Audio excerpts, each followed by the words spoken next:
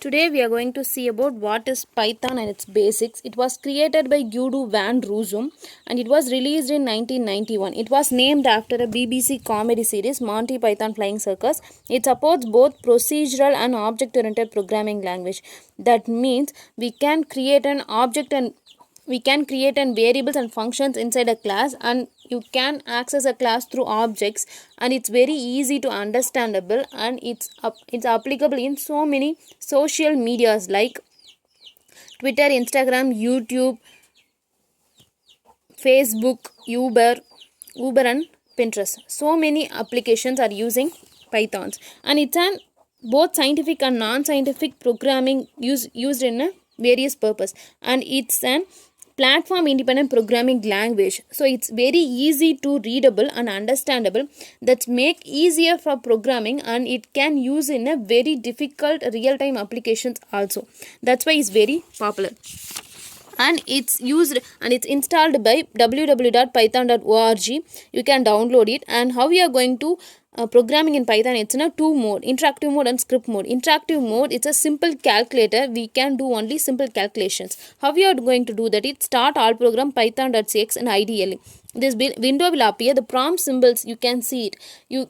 That means we can do only simple calculations. So whatever simple applications, mathematical equations, or you can do type it and the answer will appear in the next line. So simple 5 by 10, 5 plus 10, 5 plus 50 into 10, these applications, and you can print values in a print function also. Here we are using to execute a value, like in C out in C++, C out in C++, we are going to use as a print function, and C in here we are going to use as a input function.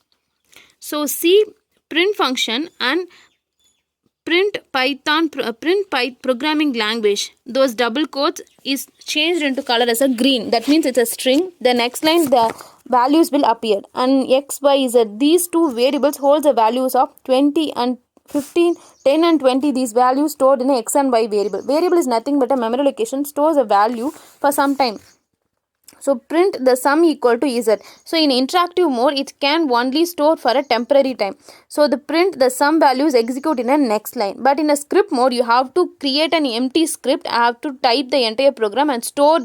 How we are going to create is control n or file new file, create new file, control plus n. The empty file script will appear. You have to type the entire code and store it in file save or control s.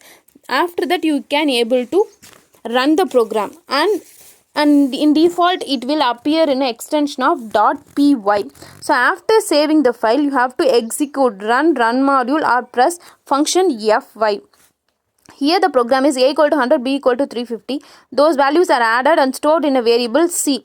So the sum in output screen, after you execute, the sum equal to c variable holds a value of both addition 450, and you have to print function. These strings and variable are separated by comma symbol. So whatever variable are using another string, you have to separate each with a string. What are the difference between Python and C++ is indentation. In C++ we use curly braces, but in Python we use indentation and tab spaces. That's very important because it will confused by interpreter. After that, we are going to see about the input and output functions. So in print function is an output function. Here we are going to see print strings and variables, how we are using. So first, in a welcome to Python programming, it's just a simple string, double quote is used, and another is a variable are created and stored added and stored in a z variable and print it as it is. And next example, dsum. So string and variable are used in a same line. Dsum is a string and z is a variable separated by comma. After that, last example, the sum equal to x and y is z. So they are mixing up both variables and strings in a same line. So it can be easy to understandable by user, able to differentiate both values. So what are the variables we are going to add? So it's explained clearly, and we are going to see about the input function. Input function is nothing but a get a value from a runtime. So how we are going to use it? Because we have to create a variable to store the values.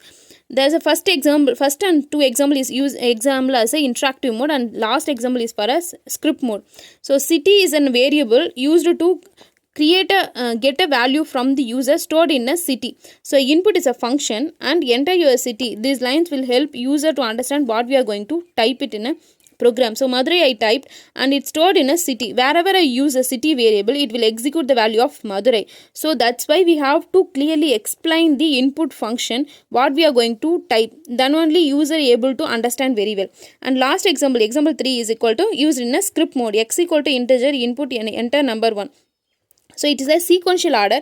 First line will execute enter number 1. I entered as a 34. It's stored in a X. And after that I entered 50, 56. Those values will be added and stored it in a X plus Y. So in the third line, the sum will appear, the string will appear, and those values added in a straight line.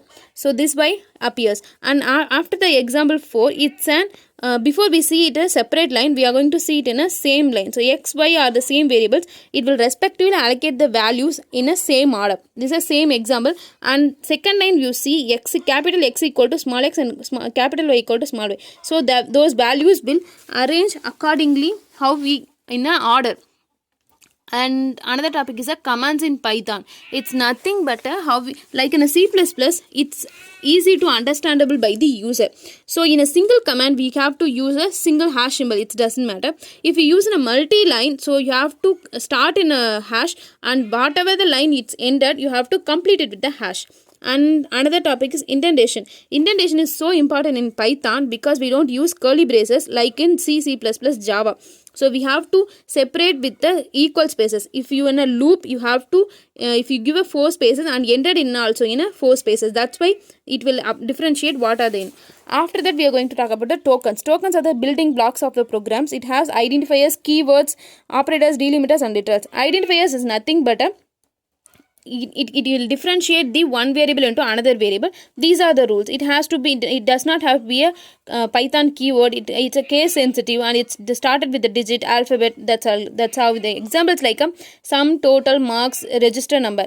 Invalids are the, it doesn't start with a number or a special characters. It doesn't have to involve. Keywords are the special meaning, only understandable by interpreter. It can understand. So you can directly, you cannot directly enter all the English words. So some English words are understandable by computer. Those are false, none, true, and, asset, break, class, continue. These are the values. These are the names that easily understandable by computer. And after that, operators are the simple arithmetic operators. Simple addition, subtraction, multiplication. These functions are, computer are actually invented to do these mathematical functions. That's why that's also used in a Python also. So here the example, the sum equal to a plus b, difference equal to a minus b. So how we are going to do that is by using this operator. Modulus is nothing but a remainder. So if you divide those values, you will get whatever the remainder you will get, it will execute in it. And it's an floor division, it holds a quotient value. Those values are explained very well. That's why we use it in a print function. The sum equal to, the difference, the product, the quotient, the remainder, the exponent, the floor division. These how these expressions are, you can place it in the print function also. It's very easy and understandable. After that, we are going to see a relational and comparative operators. Relational means you have to compare two values, and in relational operators you get only the result as a false or a true or false only. So compare two values, a equal to b, a greater than b, a less than b. Here we see 35 and 56. Both values are get compared, and if it's true, then it will output as a true. If it's not compared, if the condition is false, then the output is also be false. And our logical operator is nothing but an AND OR operator. So AND operator, OR operator is nothing but you have to, if both conditions are true, then AND operator will execute as a true. OR operator is nothing but if you any condition, both conditions, if any condition, one condition is true, then output will be true. That is logical or operator. Not operator is nothing but whatever output will get, it will execute opposite of the answer. So if we get a true, it will execute as a not. Here is the example: a equal to 97, b equal to 35. First of all, consider check is a greater than b or a equal to b. So first condition, a greater than b, yes, it's true. That's why if any condition of this true gets true, the output will be executed as a true. So in this, if you see in a second, and equal to a greater than when b, a equal to b, you have to check both conditions has to be true. That's why it's executed as a false. And third, a greater than b, yes, a greater than b, it's a true, but output will be false because it's a not operator. Whatever input you give, it will execute opposite of your answer. That's why it's a logical operator. So logically think it's a true or a false. After that, we are going to see an assignment operator. Assignment operator is nothing but you have to assign a value to a variable. A equal to, a plus equal to, a minus equal to. It's also an increment and a decrement operator.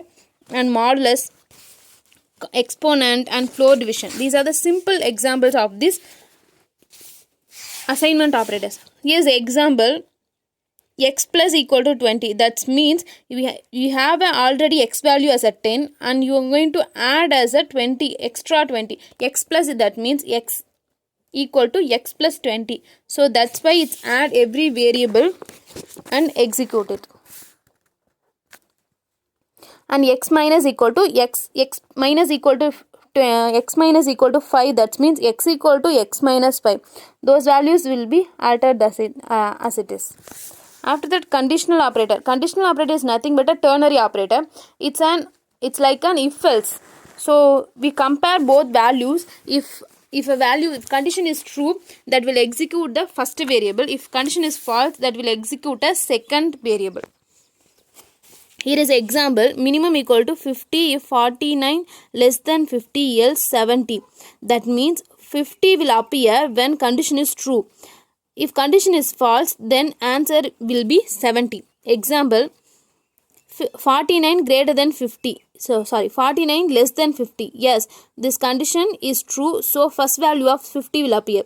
49 greater than 50. Yes, this condition is false. That's why second value as a 70 is appeared. This is how is a ternary. Conditional operator is also called as a ternary operator. Delimiters is nothing but a symbol expression that says that where it starts and where it ends. Symbol of curly braces, square brackets, parenthesis, comma, full stop, colon, greater than or equal to, less than or equal to. These are the simple delimiters. And after that, literals. Literal is nothing but a constant variable that stores in a permanent. Example like a string, numeric literal, string literal, and a boolean literal. Numeric literals is nothing but a numbers. Here they are giving a decimal, binary, octal, and hexadecimals. All values are stored. In this program, you can see these variables. These values are converted into a normal values. See it in A, B, C, D, float 1 and float 2. These values are stored in a different format and complex values are also be used. In a print function, integer literals A, B, C, D. Here we see that all values are converted into integer values. So these binary octal functions are converted into integer and executed. String literals is nothing but a characters. So how we are going to use in a character? If we are a single line string, that means string, we have to use in a double quote. If it's a character, you have to use a single quote, or a multi-line, you have to use a triple quote. How we are going to use that? After that, we are going to see a boolean literals. Boolean literals is nothing but a compare two values, and if it's either true, either it's a false. It's nothing like that. So demo program for a boolean literals: boolean value 1, boolean value 2. So if you store into boolean 1 as a true, wherever you use a boolean 1, it execute the true value. It's a simple boolean literals. It stores a constant value. Wherever you call boolean 1, it execute true value. That's it. After that, we are going to see a escape sequence. Escape sequence, it's like a placeholder to create a white space. It's like a tab space, new line. If you use a slash t, it's a tab space. Slash n is a new line. Slash t is a carriage return. So these are the placeholders to create an output with a very effective manner, able to understand very easily. That's why. After that, we are going to see what is a data types. There is a 3 data type: number data type, boolean data type, and string data type. Number data type is nothing but a decimal, octal, hexadecimal, long decimal. These are the basic number data types are used. If we decimal is nothing but a simple 0 to 9 numbers, and octal it's in a capital O and small o, and hexadecimal it's used as a OX and small ox. It's in both upper and lower cases.